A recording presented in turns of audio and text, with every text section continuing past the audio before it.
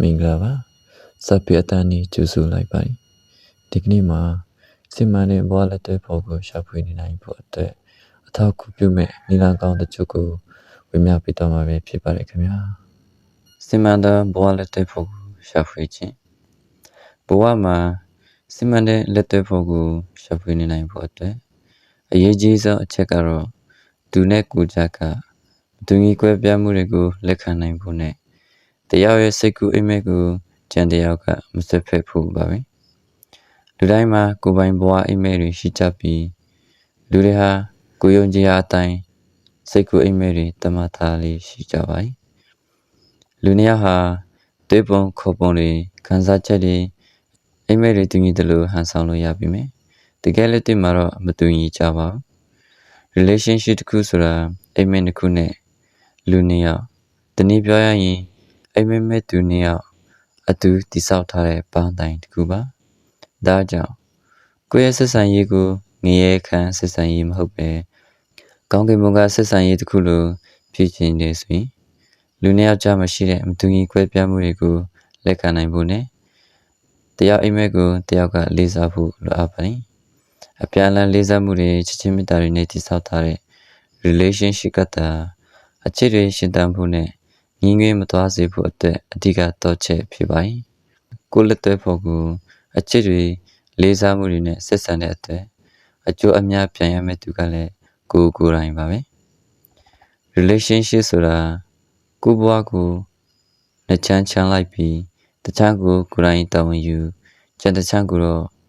နှစ်ယောက်မျှဝေသုံးဆတဲ့သဘောဖြစ်တင်ပါတယ်ဝါရဲ့တစ်စိတ်တစ်ပိုင်းတခြားကို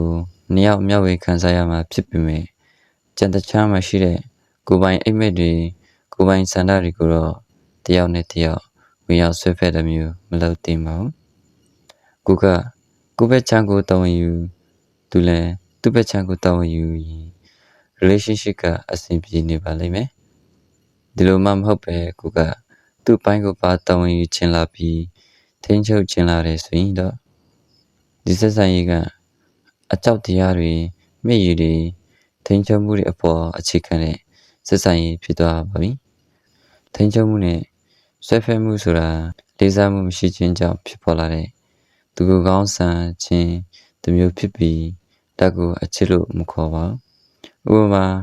ကိုယ်အိမ်မှာမွေးထားတဲ့ခွေးလေးတစ်ကောင်နဲ့ကိုယ်နဲ့ကြားကဆက်ဆံရေးကိုလေ့လာကြည့်ပါ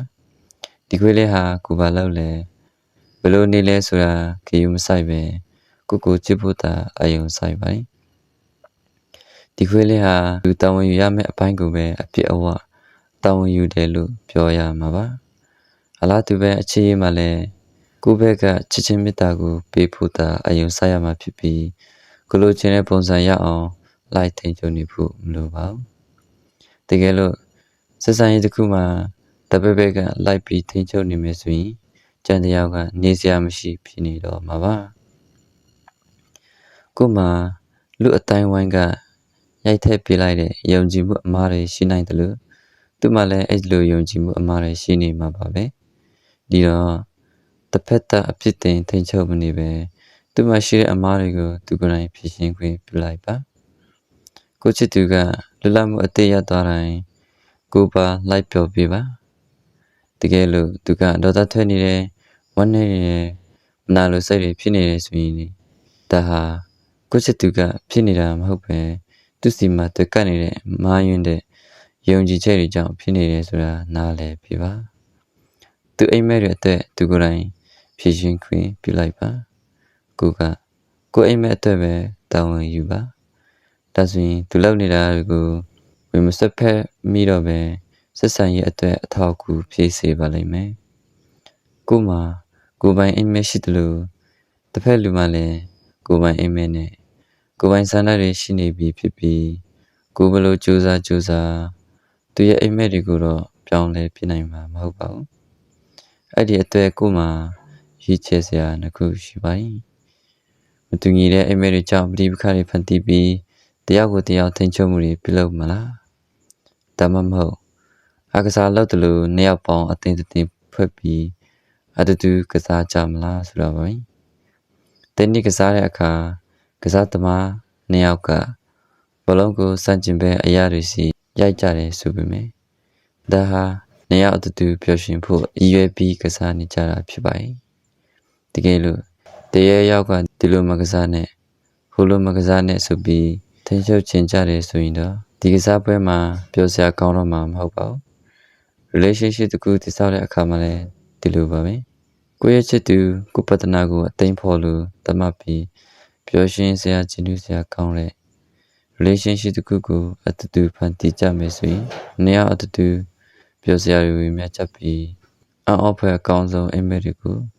နှစ်ယောက်အတူတူမဲလို့ရပါပြီဒါမှကလည်းဘောလက်တဲ့ဘက်ကိုဆက်ပေးဖို့အတွက်အရေးကြီးဆုံးလိုအပ်ချက်ပါပဲလူသားရဲ့ခန္ဓာကိုယ်ကိုဆဲလူနဲ့ဖွဲ့စည်းတည်ဆောက်ထားသလိုလူသားရဲ့စိတ်ကိုအိမ်မက်တွေကိုလည်းကြောက်ရွံ့ခြင်းနဲ့ချစ်ချင်းမေတ္တာဆိုတဲ့အဓိကခံစားချက်တစ်ခုနဲ့ဖွဲ့စည်းထားတာဖြစ်ပါတယ်ကမ္ဘာပေါ်ကတမန် relationship တွေဟာကြောက်ရွံ့ခြင်း95%အချစ်9%နဲ့ဖွဲ့စည်းထားတာဖြစ်ပြီးတော့တကယ်လို့ကြောက်ရွံ့ခြင်း60%အချစ်40%နဲ့ဖွဲ့စည်းထားရင်တော့အဲ့ဒီဆက်ဆံရေးကိုအကြောက်တရားကိုအခြေခံတဲ့ဆက်ဆံရေးလို့ပြောရမှာပါချစ်ချင်းမေတ္တာကိုအခြေခံတဲ့ဆက်ဆံရေးနဲ့ကြောက်ရွံ့မှုကိုအခြေခံတဲ့ဆက်ဆံရေးကိုကွဲကွဲပြားပြားနားလည်စေဖို့အတွက်အရှိလမ်းကြောင်းနဲ့ကြောက်ရွံ့ခြင်းလမ်းကြောင်းမှာရှိတဲ့လက္ခဏာတွေကိုလေ့လာကြည့်ရအောင်ပါကြောက်ရွံ့မှုကိုအခြေခံတဲ့ relationship ဟာနာကျင်ရပြီးတာဝန်ဝတ္တရားတွေအလိုရမဲ့တွေနဲ့ပြည့်နေနေတတ်ပါတယ်ဒီလို relationship မျိုးမှာကိုလှုပ်သမျှတိုင်းဟာလှုပ်သိမ်းလှုပ်ထိုက်လို့လှုပ်နေတာဖြစ်ပြီးတခြားသူတွေကိုလည်းကိုလိုပဲလိုက်လှုပ်စေချင်ပါတယ်ကိုမျောလင့်ထားသလိုဖြစ်မလာဘူးဆိုရင်တော့တစ်ဖက်လူကိုအပြစ်တင်တော့တာပါပဲချစ်ချင်းမေတ္တာကိုအခြေခံတဲ့ relationship တခုမှာတော့တာဝန်ဝတ္တရားတွေနဲ့ရလိုမှုတွေတန်ဘာမှမရှိပါဘူးကိုကဘာကူမှမျောလင့်မထားတဲ့အတွက်ဘာမှဖြစ်မလာလဲဘာမှအရေးမကြီးသလိုဘလို့ချင်းနေမျိုးမှာပဲဖြစ်ဖြစ်အစိမ်ပြေနေတဲ့အတွက်နာကျင်မှုဆိုတာလည်းမရှိပါဘူးတစ်ဖက်လူစီကဘာမှပြန်မမျောလင့်သလိုကိုယ်မှလည်းသူနဲ့ပတ်သက်တဲ့ဘာတန်ဝတ္တရားမှမရှိဘူးလို့ပြောရမှာပါအဲ့ဒီလိုစစ်မှန်တဲ့ချစ်ချင်းမေတ္တာနဲ့တကယ်ရှိကြသွားတဲ့အခါဘယ်အရာမှကိုနာကျင်စေမှာမဟုတ်တော့ပါဘူးချစ်ချင်းမေတ္တာဆိုတာလေးစားမှုအပေါ်မှာအခြေခံထားတာဖြစ်ပြီးကြောက်ရွံ့မှုကတော့ဘယ်အရာကိုမှလေးစားခြင်းမရှိပါဘူးလူတစ်ယောက်ကိုတနာတယ်ဆိုတာဟာလည်းတကယ်တော့မလေးစားတာနဲ့အတူတူပါပဲတနာလို့ဆိုပြီးရည်ချယ်မှုတွေကိုလိုက်လုပ်ပေးနေတယ်ဆိုကြတဲ့ကတစ်ဖက်လူကိုအရေးအချင်းမရှိဘူးလို့တမယာရောက်ပြီးမလေးစားတယ်လို့ဖြစ်သွားစေပါတယ်လေးစားမှုမရှိတဲ့အခါတစ်ဖက်လူကိုထိန်းချုပ်ချင်လာတယ်သူရဲ့လုပ်ပိုင်ခွင့်တွေကသူရဲ့အလုပ်ဆောင်နိုင်စွမ်းတွေကိုလေးစားမပေးတော့ပဲသူ့အတွက်ကိုကပဲအယရာဆုံးဖြတ်ပြီးလာမိပါတော့တယ်ဒါလေးစားမှုမရှိခြင်းနဲ့ကြောက်ရွံ့ခြင်းတွေကြောင့်ပြုလုပ်မိတတ်တဲ့အမှားတွေပါပဲစီမံတဲ့ချစ်ချင်းမေတ္တာကိုအခြေခံထားတယ်ဆိုရင်တော့ဒီကိစ္စကိုသူကင်တဲ့နိုင်တယ်လို့ယုံကြည်မှုပေးပြီးသူအစိမ့်မပြေတဲ့အချိန်တိုင်းကိုကအမြဲအသင့်ရှိနေပေးပါတယ်ဒီလိုလိုအပ်နေတဲ့အချိန်တိုင်းဘေးနားမှာရှိနေပေးတဲ့ဂျင်းနာမှုမျိုးကတော့လေးစားမှုနဲ့ချစ်ချင်းမေတ္တာကနေလာတယ်လို့ပြောရမှာပါအချစ်ကတရားမျှတမှုရှိပြီးတခါမှရင်အဲ့ဒီအမှားတဲ့ပေးစားမှုနဲ့သင်ခန်းစာတွေတစ်ကြိမ်ပဲလောက်ရပြီမယ်ကြောင်ရင်ချင်းတွေကတော့တရားမျှတမှုမရှိပဲတခါလုံပြီးတဲ့အမှားတဲ့အတွက်ကိုရောကိုချီရတဲ့သူကပါအချိန်ပေါင်းများစွာပေးဆက်စီပါတယ်ဒီလိုတရားမမျှတခြင်းကစိတ်ကိုအနတ္တရားတွေဖြစ်စေနိုင်ပါတယ်ချစ်ချင်းမေတ္တာဟာကျင့်နာမှုရရောမှုတွေနဲ့ပြည့်နေနေပြီမယ်ကြောင်ရင်မှုကတော့ရက်ဆက်ပြီးတော့သူ့ကိုကောင်းဆံပိုင်းကြောင်ရင်မှုကိုအခြေခံတဲ့အချက်မှာကိုစိတ်တိုင်းရာကနေကောက်ွယ်ဖို့အတွက်အကြောင်းပြချက်တွေမျှော်လင့်ချက်တွေတာဝန်ဝတ္တရားတွေစီမင်းစည်းကမ်းတွေအများကြီးဖန်တီးထားရပါတယ်အဲ့ဒီစီမင်းစည်းကမ်းတွေမလိုက်နိုင်ရင်အဲ့ဒီမျှော်လင့်ချက်တွေကိုဖြစ်စီမပေးနိုင်ရင်ကိုအပြစ်တင်မှာဝိဖန်မှာတယောက်ကိုတယောက်ဆုံးရှုံးရမှာကြောက်တဲ့အတွက်အဲ့ဒီစီမင်းကိုဖက်လုံးကလက်မခံခြင်းပဲလက်ခံလိုက်ကြလိမ့်ရှိပါ යි ဒါကြောင့်ပ perfect relationship လို့ခေါ်တဲ့ပြည့်စုံမှုအရှိဆုံးဆက်ဆံရေးတစ်ခုကိုတည်ဆောက်ခြင်းနဲ့ဆိုရင်ကိုချစ်သူကိုပါတနာကို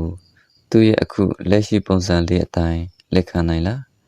သူ့ကိုဘာမှပြောင်းလဲစေချင်တာမရှိဘူးလားဆိုတာစဉ်းစားပါသူအရှိအတိုင်းလက်ခံနိုင်တယ် yes ဆိုတဲ့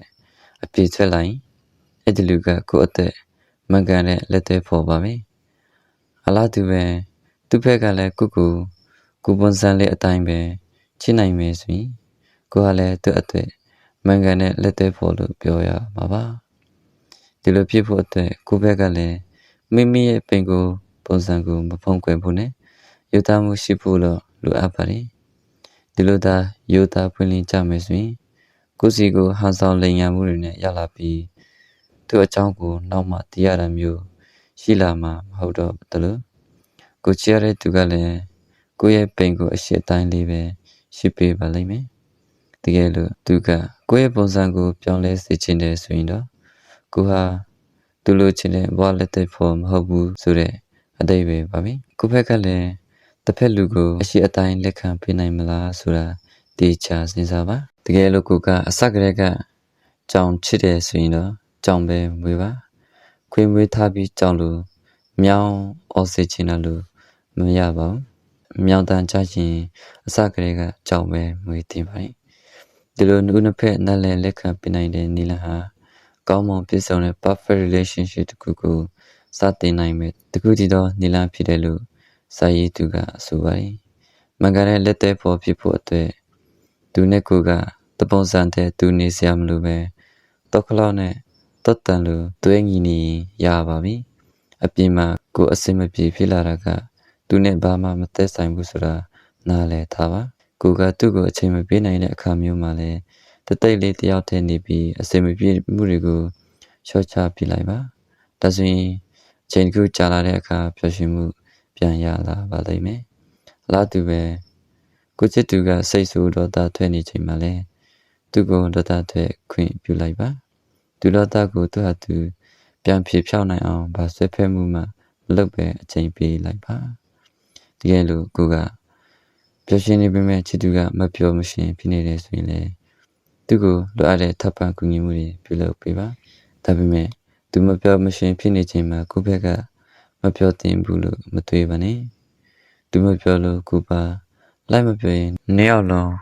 မပြောရှင်မှုကြီးတဲ့ကနေနိမြတ်တာပါလိမ့်မယ်အနည်းဆုံးတော့နှစ်ယောက်ထဲမှာတစ်ယောက်ကပြောနေမှသာကြံတစ်ယောက်ကိုပြောလာအောင်လုပ်ပေးနိုင်မှာပါအလားတူပဲကိုမပြောမရှင်ဖြစ်နေတဲ့ချိန်မှာသူပြောနေတဲ့ဆိုရင်လေသူပြောရှင်မှုတွေကိုမတားဆီးလိုက်ပါနဲ့လောလောဆယ်ကိုကသူနဲ့အတူမပြောနိုင်သေးကြောင်းပွပွလင်းလင်းပြောပြပြီးကိုပြောနိုင်တဲ့အချိန်ကျမှအတူပြောကြမယ်ဆိုတဲ့အကြောင်းအတိပေးလိုက်မယ်ဆိုရင်နာကျင်စရာတွေမရှိတော့ပဲပြီးပြည့်စုံတဲ့ချစ်ချင်းမေတ္တာတစ်ခုကိုတည်ဆောက်နိုင်လာမှာဖြစ်ပါရဲ့အဆုံးထိလိုက်ပါအပေးကြတော့စပိချစ်သူများကိုယ့်ရဲ့ relationship ဘဝမှာပုံမကောင်းမွန်တဲ့ relationship တစ်ခုဖြစ်နိုင်ပါစေကြောင်းဆုမကောင်းတောင်းပေးလိုက်ပါရခင်ဗျာနောက်ဗီဒီယိုမှာပြန်လည်ဆုံတွေ့ကြအောင်